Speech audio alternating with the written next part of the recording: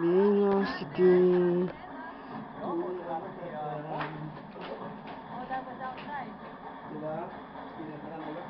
but you can tell from the look on the face of Pineda, she has her game face on. She's extremely serious today. She's usually serious every game, but today she has that extra in her game.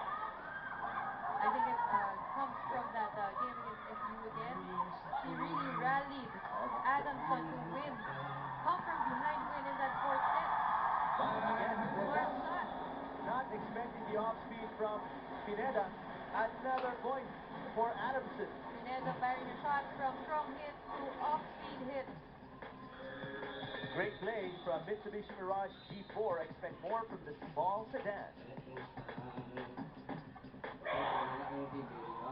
Interception there from Aganon. Pineda! Oh, wow! Somebody stop this girl. Off-speed Santiago. And obviously concerned kay Edith Mamayad about the offense of Pineda. Let's listen to NU. Yung over ko ano mo lang, ibigay mo lang sa kalaban, gawa ng blocking natin. Hindi yung ganun na ibibigay mo lang sa kalaban. Kaya pilitin mo set mo na lang. Malayo pa yan. Malayo pa yan ha. Huwag mo silang bigyan ng momentum, ibalik natin. Ba't ka napupulat ka na ito? Hindi, yung blockings natin, ayos natin yung block natin.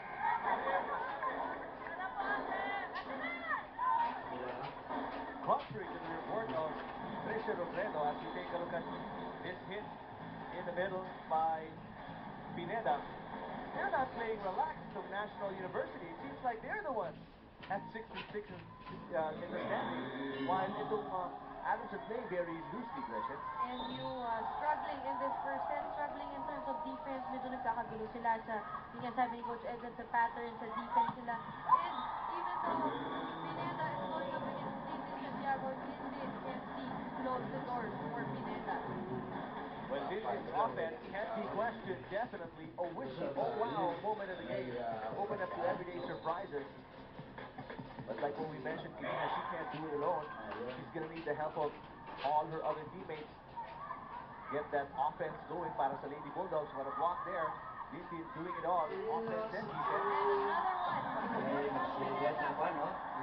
Talagang tinutulak na lang niya yung bola sa kamay ni Dindi. Nakikita niya.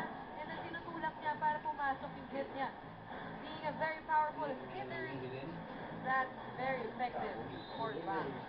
Pineda can do no wrong here in set number 1. Perez. Oh, Dindi is finding that ball in Adamson defense. Well, it's all been Santiago for National University, Gretchen. And where would they be without the offense and defense of Dindi today? Been performing well from running hits to drop shots.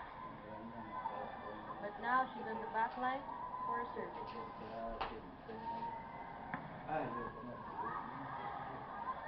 Over receive. Bordas will set it up. Here comes Ganon. Coming off a 12-point performance. Tapos na si Lola, tita. Whoop!